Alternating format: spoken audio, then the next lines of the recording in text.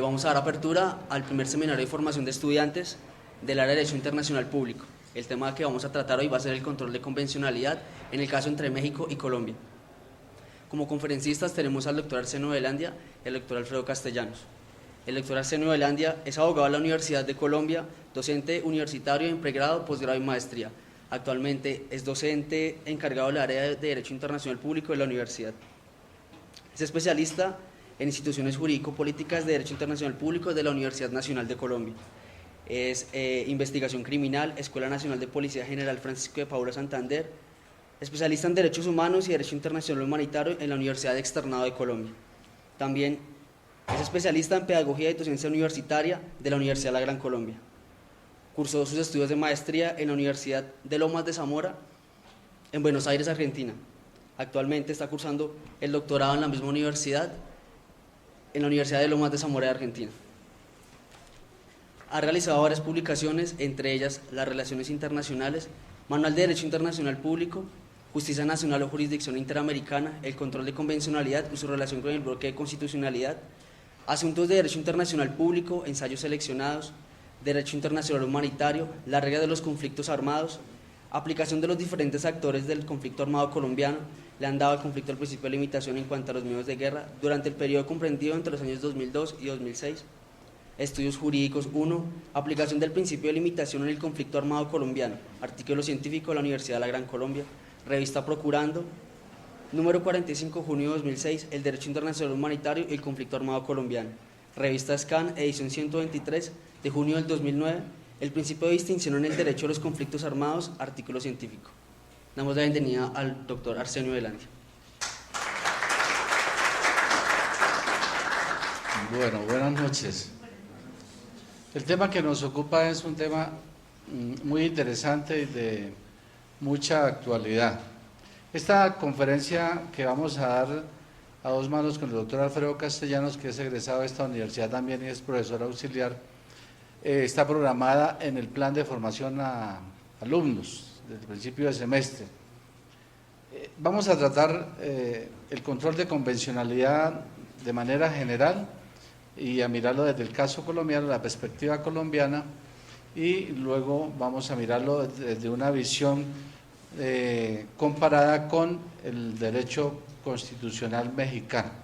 Entonces me parece que resulta muy interesante para los que están formándose en el programa de Derecho, pero también para los que ya han sido formados, son profesionales, incluyendo para los economistas, también resulta muy interesante, como el doctor Marco Bonilla, que está aquí presente, que es autor del libro El ABC de la Hacienda Pública, editado por la editorial Derecho y Justicia.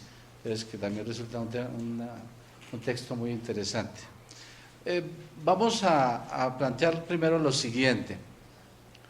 Para algunos resulta un tanto exótico el título El control de convencionalidad. Debe decirle que a nivel nacional, tal vez en Argentina, en México, como lo va a decir Alfredo seguramente, y en otras latitudes es un tema un poco más común, pero a nivel de Colombia es un tema que, si bien algunos académicos lo tratan, es un tema que también es un poco distante de los despachos judiciales que debieran aplicar esta cuestión. Yo quiero decir lo siguiente, que cuando yo hablo de control de convencionalidad, quiero decir que el parámetro de control del comportamiento del Estado en el ejercicio de la soberanía es el tratado internacional.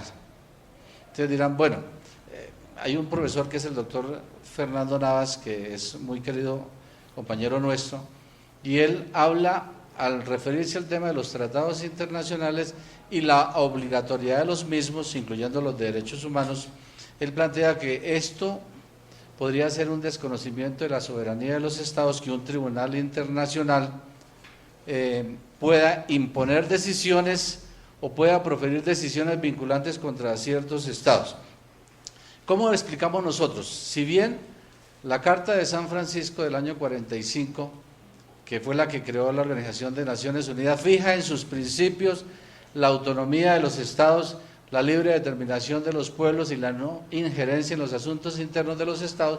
Si bien es cierto eso, el derecho de los tratados, que es una de las fuentes del control de convencionalidad, el derecho de los tratados como especie del derecho internacional público, fija un camino o traza un camino que permite que hayan algunas decisiones proferidas por tribunales internacionales que obliguen a los estados a hacer cosas. Y esto derivado de un asunto que resulta muy importante, que es ejercicio de la soberanía y que es el consentimiento.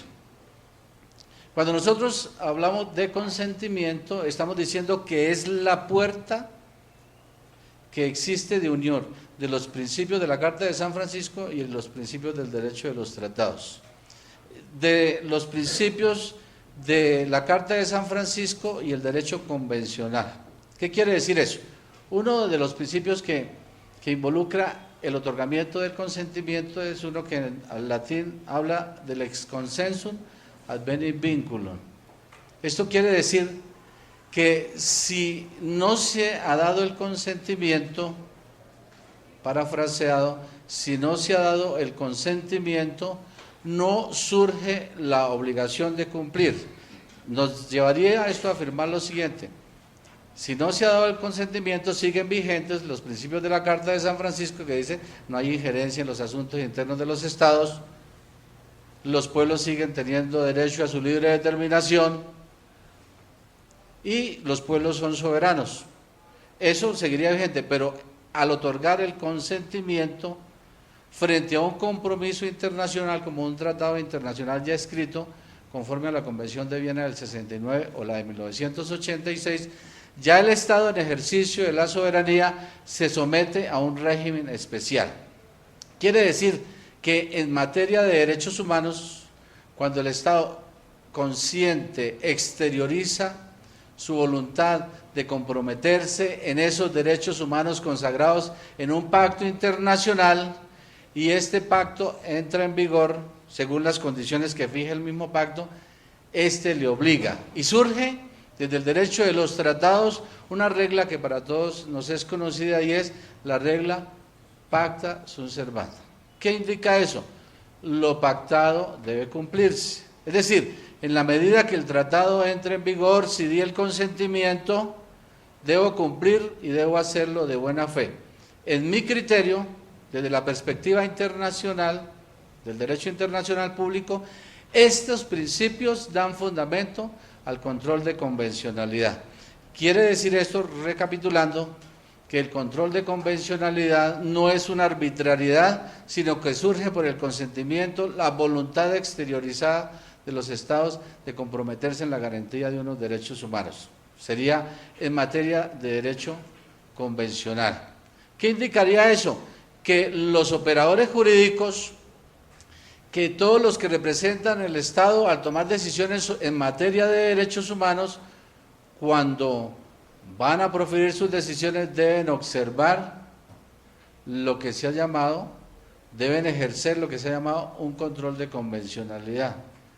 No podría el Estado desconocer el compromiso internacional y por tanto sus operadores jurídicos deben observar el tratado internacional, y lo va a decir Alfredo tal vez en algún momento, si llegasen a notar que la decisión que va a tomar contraría el tratado internacional, debería aplicar una excepción de inconvencionalidad, pero eso lo va a explicar Alfredo tal vez, que lo mencione desde México, que lo maneja también muy bien. Entonces, uno de los fundamentos del control de convencionalidad es ese. Otro, la característica del control de convencionalidad es que el parámetro de control de las decisiones, de las actuaciones estatales, es el tratado internacional. y que este tratado, cuando se ha consentido en él y ha entrado en vigor.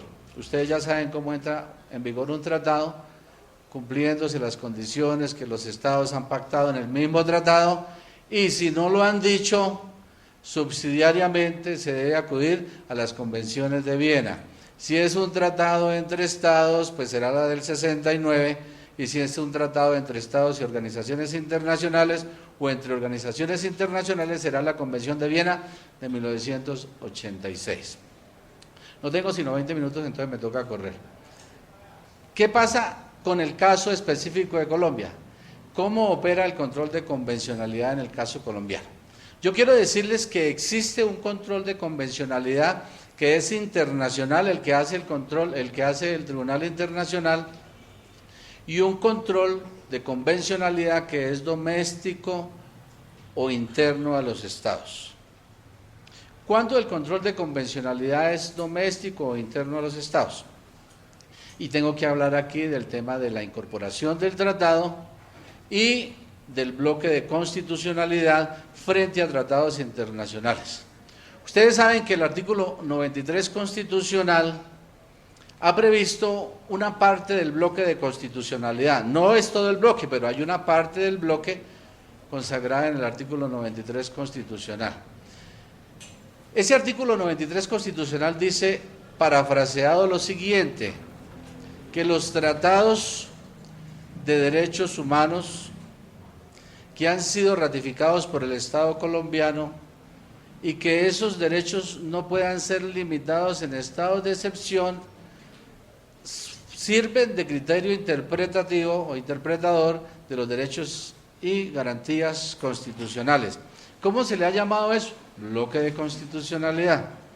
Lo que indicaría, en el caso colombiano, que por vía del bloque, por vía de incorporación del tratado internacional, se desarrolla dentro de un Estado constitucional de derecho, un Estado convencional de derecho.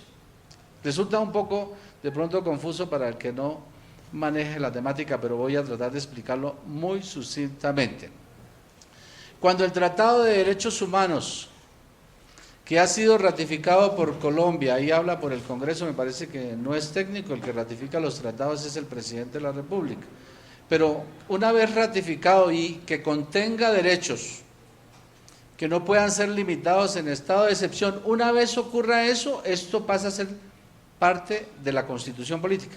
Por eso es que el doctor Rodrigo Uprime en sus escritos ha planteado que la Constitución, por vía del bloque de constitucionalidad, no es solo el texto que tenemos escrito acá, sino que por las normas de remisión, especialmente del 93 constitucional, trae todos los tratados de derechos humanos que cumplan con los requisitos y condiciones que trae, que exige el artículo 93. Por esa vía surgen dos resultados. Uno, siendo parte de la Constitución, esos tratados de derechos humanos son criterio de interpretación y por tanto, esos tratados de derechos humanos sirven como parámetro de control constitucional, o sea, que estarían dentro de lo que ha dado en llamarse un Estado constitucional de derecho. Y entonces explico ese concepto.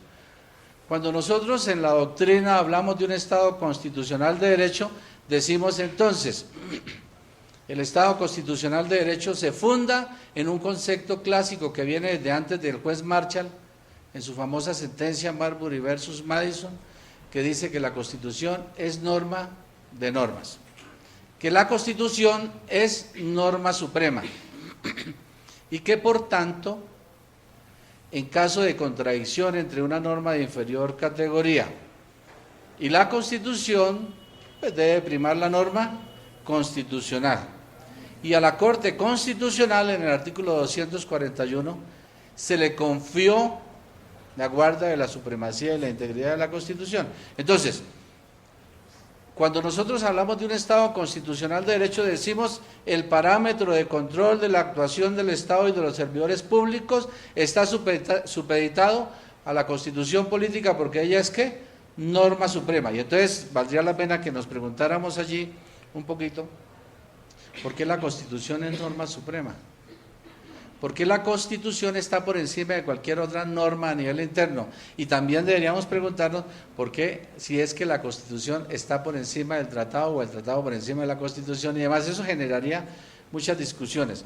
Pero podríamos decir de manera abreviada que la Constitución es norma suprema porque es la que está más cercana al poder constituyente y a la soberanía de los estados.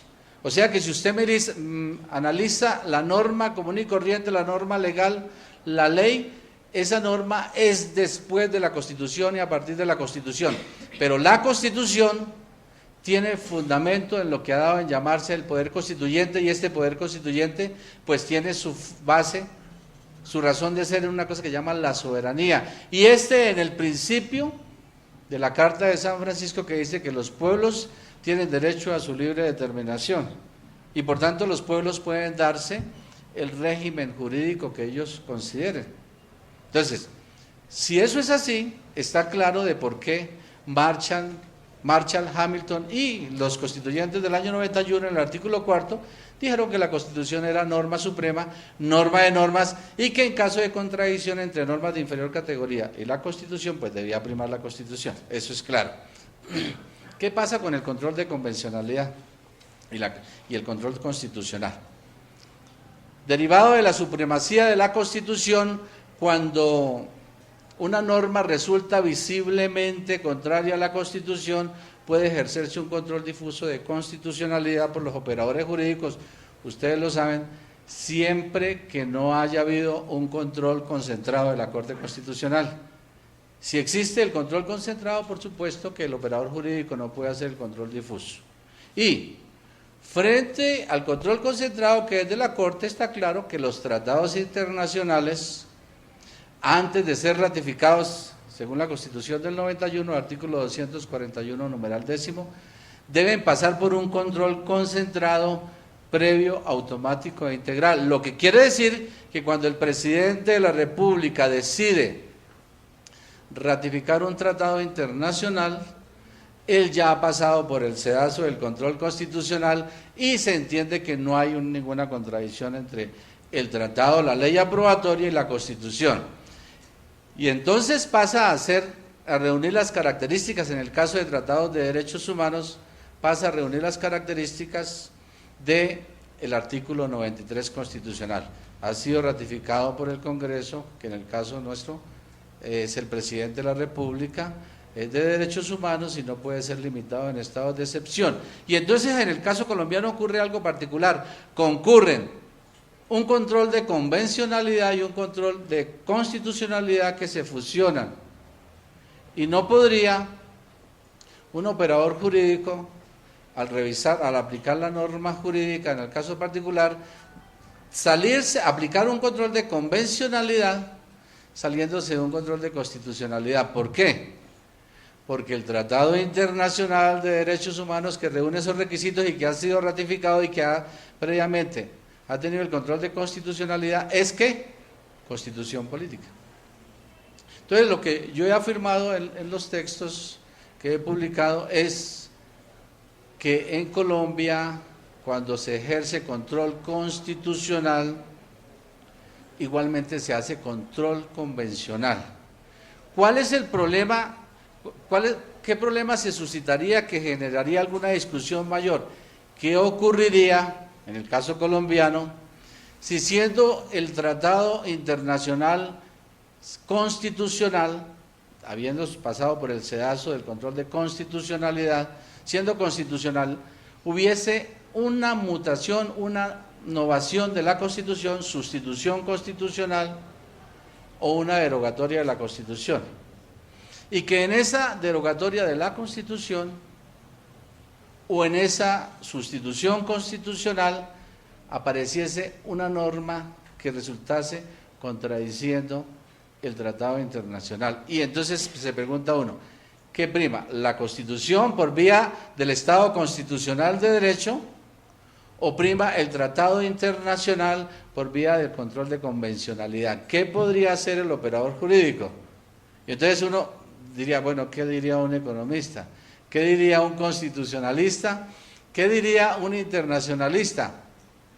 Si usted se para en el derecho internacional y entiende la regla pacta sunt servanda, y que la Convención de Viena del 69 impide la argumentación de motivos jurídicos internos para desconocer los tratados internacionales, debería decir, sigue vigente la regla pacta sunt servanda, lo pactado debe cumplirse de buena fe y por tanto debe cumplir el tratado internacional. Eso lo es desde la perspectiva del derecho internacional público.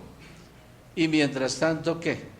¿Cuál es la solución frente a ese dilema, esa dicotomía que existiría entre el tratado? Estoy hablando bajo la hipótesis de una inconstitucionalidad sobreviniente respecto de una ley aprobatoria de un tratado porque la Constitución haya sido sustituida o derogada.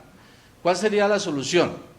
¿Qué haría el Estado colombiano frente a eso? Porque no podría desconocer que existe una contradicción entre el tratado que ya fue constitucional, declarado constitucional, y que tiene efectos de cosa juzgada, y la Constitución sustituida o derogada. Bueno, pues el derecho de los tratados provee una solución un poco precaria en mi criterio desde la perspectiva constitucional colombiana. Dice, bueno, la regla pacta sunt servanda tiene unas excepciones, y una de ellas se plantea en la regla rebus sic stantibus. ¿Qué quiere decir eso? Denuncia el tratado. Lo hizo Colombia con el caso del Pacto Bogotano, pero también el consejo es, deje que se corra traslado, que diga el tratado internacional, para que surta efecto la denuncia del tratado, ¿cierto? Deje que se dé esa posibilidad. Que se corra el término de un año, o lo que haya dicho el tratado internacional. Recuerdan que el Pacto de Bogotá decía, debe anunciar con un año de anticipación. Colombia denunció y dijo, para mí los efectos son inmediatos, y la Corte Internacional de Justicia dijo, no, faltó el año de traslado y yo por lo tanto soy competente, claro, y pasó lo que ustedes ya conocen. ¿Qué pasa mientras tanto que se corre ese término de traslado y desaparece la obligación de cumplir? Desde la perspectiva del derecho internacional debe cumplir el tratado internacional porque pacta sunt servanda y la excepción es la consolidación de la denuncia del tratado, rebus sic stantibus. Y desde la perspectiva constitucional colombiana frente al control de convencionalidad, porque recuerde, esto es importante porque el parámetro de control es el tratado. ¿Qué ocurriría? De la perspectiva constitucional dice, la Corte Constitucional frente a ese tratado que ya sufrió un control constitucional previo, automático e integral, dice, excepcionalmente y para evitar una contradicción permanente entre la Constitución y el tratado internacional, ¿qué hay que hacer?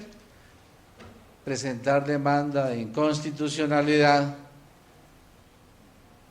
posterior o por acción ante la Corte Constitucional para que la Corte diga si el tratado es constitucional o no. Si la Corte dice que el tratado es constitucional, sigue un dilema allí. ¿Cuál sería el dilema? Bueno, si la Corte dice que es constitucional, tendríamos que aplicarlo, no, era simplemente una inconstitucionalidad aparente. Pero ¿qué ocurre si la Corte dice que es inconstitucional? En ese caso de que diga que es inconstitucional, rebus sic stantibus. Denuncia el tratado y desde la perspectiva del derecho internacional, sosténgalo del cumplimiento hasta tanto se corra el término de traslado de la denuncia y en ese momento se retira el consentimiento, ya no existe la obligación de cumplir. Esto frente a todos los tratados, pero igual frente a los tratados de derechos humanos. Entonces, ¿qué ha dicho la Corte frente al tema de control de convencionalidad? Ha hecho esas precisiones. Ha dicho, mire, que es parte del bloque, por lo tanto obliga, pero dice adicionalmente que frente al Tratado Internacional de Derechos Humanos, no solo el texto del tratado, dice otras cosas, por supuesto, pero ya no me alcanza el tiempo. Pero dice adicionalmente que la Corte, en el caso de la Corte Interamericana, que es el control de convencionalidad que está más desarrollado en nuestras latitudes, porque yo pienso lo siguiente, que desde la perspectiva del derecho internacional puede haber control de convencionalidad frente a, en el sistema europeo de derechos humanos, en el sistema africano de derechos humanos, son las mismas reglas, solo que nosotros lo estamos mirando desde la perspectiva del Sistema Interamericano de Derechos Humanos de la OEA. Entonces, la Corte ha dicho, como la Corte Interamericana de Derechos Humanos es la última intérprete de la Constitución, aún su jurisprudencia, que interpreta la Convención Americana de Derechos Humanos del Pacto de San José de Costa Rica, es parte del bloque. Obliga, y adicionalmente ha dicho la Corte Interamericana, que los jueces domésticos deben aplicar el tratado internacional y ejercer un control de convencionalidad interno. El externo lo hace la Corte Interamericana de Derechos Humanos vía subsidiaria. Recuerden que un principio del derecho internacional es subsidiariedad, complementariedad. En la medida que el Estado no cumpla con su posición de garante, subsidiariamente los tribunales internacionales entran a suplir. Bueno, hay otras excepciones, por ejemplo el desconocimiento del plazo o término razonable y otros, pero los dejo ahí. Muchas gracias por su atención. El doctor Alfredo con nosotros. El señor gracias.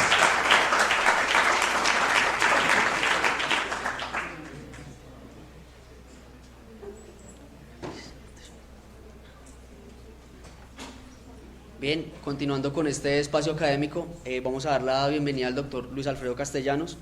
Él va a tratar el tema del control de convencionalidad en el caso mexicano. El doctor Luis Alfredo Castellanos es abogado egresado de la Universidad de la Gran Colombia, graduado con honores por su tesis de grado, al cual tituló La excepción de inconvencionalidad del sistema interamericano y su referente en el ordenamiento jurídico colombiano. Obtuvo reconocimiento en las pruebas Saber Pro como uno de los 10 mejores puntajes a nivel nacional. Coautor del libro Las Relaciones Internacionales, Manual de Derecho Internacional Público, que publicó junto con el doctor Arsenio Velanda Sánchez. Actualmente se desempeña con el cargo de docente auxiliar en el área de investigaciones en la Universidad de la Gran Colombia. Demos la bienvenida al doctor Luis Alfredo Castellanos.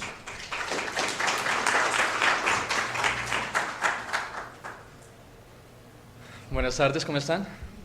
Bueno, el tema que nos ocupa el día de hoy es el control de convencionalidad. Para el caso, vamos a tratar en el referente del derecho mexicano.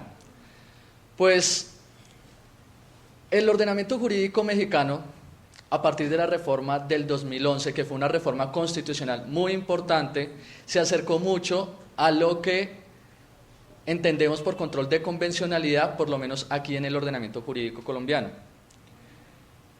¿Qué tenemos? A ver, tenemos un control de convencionalidad que es ejercido por parte de la Corte Interamericana de Derechos Humanos, como bien lo explicó el doctor Arsenio Velandia dentro de su conferencia inicial.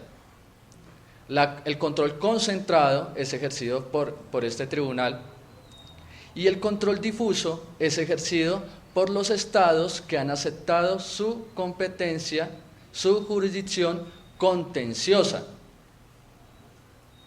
además de haber ratificado con anterioridad la Convención Americana sobre Derechos Humanos. Entonces, el control de convencionalidad no es más que una figura jurídica, una ficción jurídica en la que tomamos la Convención Americana de Derechos Humanos y la comparamos y la armonizamos con el ordenamiento jurídico del Estado parte, que opera dependiendo del ordenamiento jurídico, o sea, interno, dentro de sus propias reglas, dentro de sus propios principios del Estado en cuestión. Para el caso que nos ocupa, el Estado mexicano. A ver qué les cuento.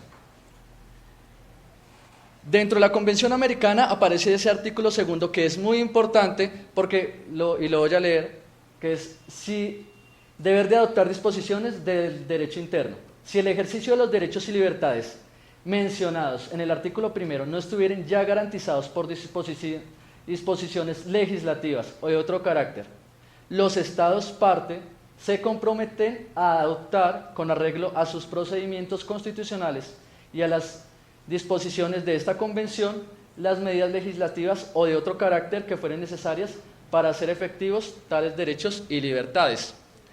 Vean lo importante de este artículo. Primero, nos dice que ¿cuáles derechos y libertades? Los contenidos en el artículo primero. El artículo primero no habla más del respeto y la garantía a esa Convención Americana sobre Derechos Humanos, a que siempre debe prevalecer. sin discriminación en razón al sexo, raza, edad, etcétera, etcétera. Pero me habla de otro principio muy importante que el doctor Arsenio lo tocó tangencialmente, que es el principio de complementariedad. Ahí dice claramente que los estados deben garantizar el respeto a los derechos contenidos en la Convención, que no es más que derechos humanos, con arreglo a sus disposiciones constitucionales, a su derecho interno. Entonces no va a importar desde la visión del derecho internacional de qué manera el Estado garantice esos derechos humanos contenidos en la Convención. Entendamos entonces que el parámetro de control o que lo que se busca son proteger derechos humanos. Eso es lo que le importa, digamos que a la comunidad internacional dentro de un proceso histórico donde los ires y devenires políticos, históricos, culturales no han hecho más que provocar grandes vulneraciones a los derechos humanos, catástrofes que realmente resultan bochornosas dentro de la historia de la humanidad. Esos episodios quisiéramos que no volvieran a repetirse. Y no solo frente a los grandes tribunales penales internacionales, sino frente a tribunales que buscan la protección de los derechos humanos. Tal es el caso de la Corte Interamericana de Derechos Humanos. Entonces tenemos que garantizar, de acuerdo al principio de complementariedad o subsidiariedad, dependiendo de cómo lo quieren llamar, es la misma cosa, garantizar con arreglo a las disposiciones internas constitucionales la prevalencia de esa Convención Americana sobre Derechos Humanos. Voy a hacer un recuento brevemente sobre cómo aparece ese control de convencionalidad. Tenemos entonces asemejado al control constitucional, por lo menos en el caso colombiano, un control constitucional concentrado que para el sistema interamericano será un control de convencionalidad concentrado. ¿Ejercido por quién? Pues por la Corte Interamericana de Derechos Humanos, que es la llamada, según la Convención Americana sobre Derechos Humanos o Pacto de San José de Costa Rica, a interpretar la Convención Americana sobre Derechos Humanos. Ahora bien, aparecerá otro control difuso de convencionalidad que, ¿aplicado por quiénes? Pues por todo aquel operador jurídico, llámese jueces nacionales, autoridades administrativas o cualquier particular investido por parte del Estado de jurisdicción y competencia y que con sus decisiones pueda afectar derechos y libertades fundamentales. Entonces tenemos,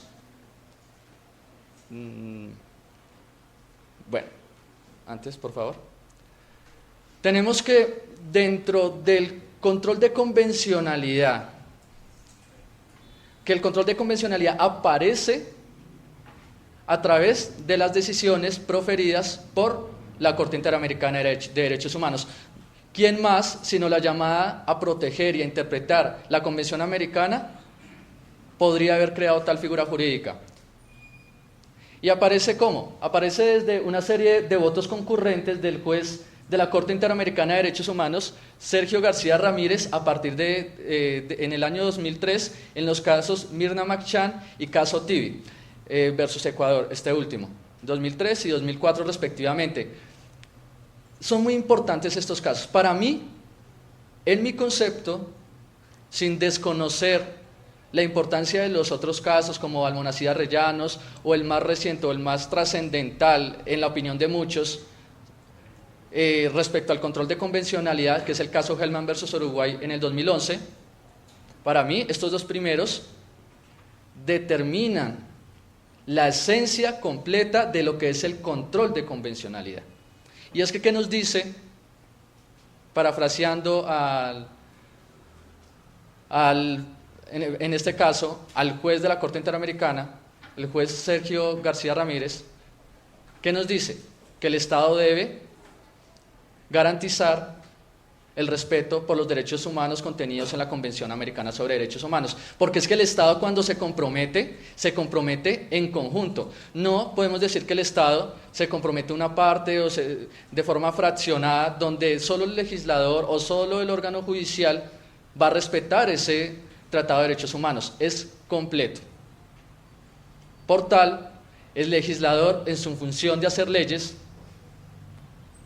el ejecutivo en su función de administrar, el órgano judicial en su control a través de las sentencias, en garantizar los derechos humanos, y los órganos electorales e independientes y demás deben en sus decisiones, en sus actuaciones, asegurar que la Convención Americana sobre Derechos Humanos prevalezca. Aparecen otras decisiones muy importantes que configuran, digamos que el marco jurisprudencial, la línea jurisprudencial que me da vida a este control de convencionalidad.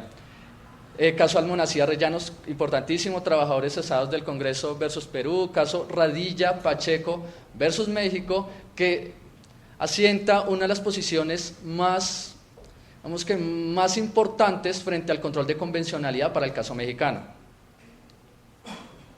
Tengan en cuenta que el caso Radilla Pacheco versus México se realizó en el año 2009. La reforma constitucional en México que nos trajo esa cláusula de interpretación conforme, que ya la entraré a explicar, ocurrió en el año 2011. Entonces, en el 2009, la Corte Interamericana sentencia a México por el incumplimiento de sus obligaciones contenidas en la Convención Americana sobre Derechos Humanos. Caso Vélez Lord de 2010, caso Cabrera García y Montiel Flores en el 2010 y caso Hellman versus Uruguay de 2011 que ya había mencionado. Entonces, tenemos, hablando de la famosa cláusula de interpretación conforme, ¿qué es? No es más que una herramienta hermenéutica que busca armonizar lo que dispone o lo que contiene la Convención Americana de Derechos Humanos con la Constitución. En Colombia la tenemos en el artículo 93 y en el caso del ordenamiento jurídico mexicano aparece en su propia Constitución, la Constitución de los Estados Unidos de México, en el artículo primero. Y lo podemos leer aquí si los Estados Unidos mexicanos, en los Estados Unidos mexicanos todas las personas gozarán de los derechos humanos reconocidos en esta Constitución y en los tratados internacionales de los que el Estado mexicano sea parte. Y sigue con su nivel de, digamos, en este caso, protección a la Convención Americana sobre Derechos Humanos. Pero es que lo que buscan en últimas no es proteger la Convención, lo que busca es proteger los derechos humanos contenidos en esa Convención, interpretando de manera amplia y favorable, en concordancia al principio pro homine, los derechos contenidos o los derechos de las personas contenidos o bien en la Constitución o bien en la Convención. ¿Cuál es el camino entonces para proteger esos derechos humanos? Digamos, ¿cómo se materializa el control difuso de convencionalidad? Se materializa a través de una figura jurídica conocida como la excepción de inconvencionalidad. ¿Y qué es esa figura jurídica? ¿Qué es eso que muchas veces nos suena un tanto extraño? La excepción de inconvencionalidad es un supuesto, es una herramienta jurídica que aplica vía control difuso de convencionalidad, como ya lo mencioné antes, en el cual el operador jurídico se aparta de su propia norma interna para prevalecer lo contenido en la Convención Americana sobre Derechos Humanos. En México es muy importante esta figura, ya que ha sido el precursor de tal herramienta. Vean que pareciera fácil, que listo, tenemos que protegerla, ya sea vía derecho internacional o vía cláusula de interpretación conforme. Tenemos que proteger la Convención, pero resulta muy difícil de aplicarla, porque estamos en riesgo, por lo menos aquí entro desde el derecho jurídico, desde el ordenamiento jurídico colombiano, a incurrir en un delito, ¿no? Prevaricato. En el ordenamiento jurídico mexicano es lo mismo. Si yo me aparto de mi propia legislación y aplico otra, digamos que en este caso derecho internacional, estaré en riesgo de poner mi carrera en juego. O sea, ¿qué tan fácil sería la aplicación de esta? Es muy complicado. Aún así, México la ha usado. ¿Pero qué se necesita para poder usar esta figura de la excepción de inconvencionalidad? Bien, por favor. Lo primero, verificar si el Tratado de Tratado de Derechos Humanos ha sido ratificado. Para el caso mexicano, que ratifica, o para cualquier Estado, quien ratifica es el presidente o el jefe de gobierno. Previa aprobación del Senado, para el caso mexicano. En México sí no tienen control de constitucionalidad previo, entonces ahí sí tienen un problema, porque más adelante cualquier tratado puede entrar en controversia con su propio ordenamiento jurídico, con su propia constitución, y entrarían en choque. Pero bueno, primero que hay que hacer es ratificar ese tratado. Segundo, que ese tratado entre en vigor. No se protege un tratado el cual no tenga efectos vinculantes, solo cuando obligue es que se protege. Tercero, revisar si ese tratado de derechos humanos tiene algún órgano que interprete, un órgano jurisdiccional que obligue al Estado a su cumplimiento en caso de que vulnere los derechos contenidos en ese tratado internacional. Para el caso de la Convención Americana de Derechos Humanos, Corte Interamericana de Derechos Humanos, que sería el órgano jurisdiccional competente. ¿Qué tendríamos que revisar? Si el Estado no ha realizado alguna interpretación, una declaración interpretativa o alguna reserva al respecto de la competencia. Podemos aceptar la Convención Americana sobre Derechos Humanos, pero no podemos aceptar la competencia de la Corte Interamericana.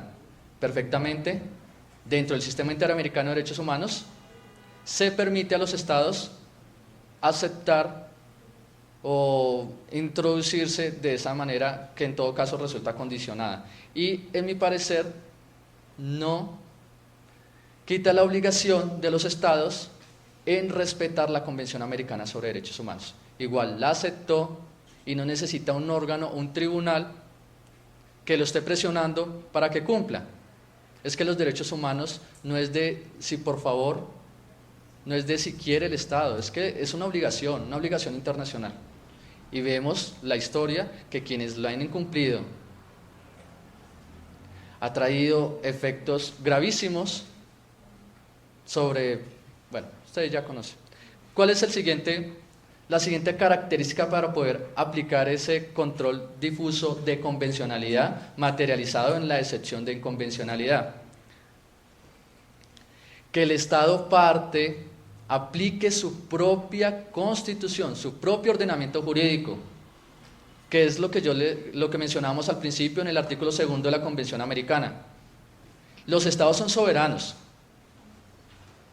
es decir, principio traídos de la Carta de San Francisco, de la cual da vida a las Naciones Unidas, que es un principio del derecho internacional público. Y la Convención Americana lo reconoce. Dice, usted Estado es soberano, le acepto esto, le acepto eso, pero entonces, dentro de su soberanía, dentro de su ordenamiento jurídico, a través de su propia constitución, sus propias leyes, sus propias instituciones, garantice la Convención Americana sobre Derechos Humanos. ¿Cómo? Pues de acuerdo o con arreglo a sus disposiciones internas. Ya verá. Eso lo podría realizar. Ahora, si para ese caso, si aún así no es posible dentro de su ordenamiento jurídico, solo en ese caso aplicaría de forma directa la excepción de inconvencionalidad. Piensen ustedes que ya el tribunal competente se ha pronunciado sobre la interpretación de determinada norma, y entrar en choque con ese tribunal sería pues un grave riesgo para el operador jurídico, pero aún así es necesario garantizar determinado derecho humano. Entonces, ¿cómo hacer? Me salto lo interpretado por ese operador jurídico, por ese órgano competente, y de forma directa aplico o bien la Convención Americana sobre Derechos Humanos o las sentencias emitidas por la Corte Interamericana de Derechos Humanos. Muchas gracias.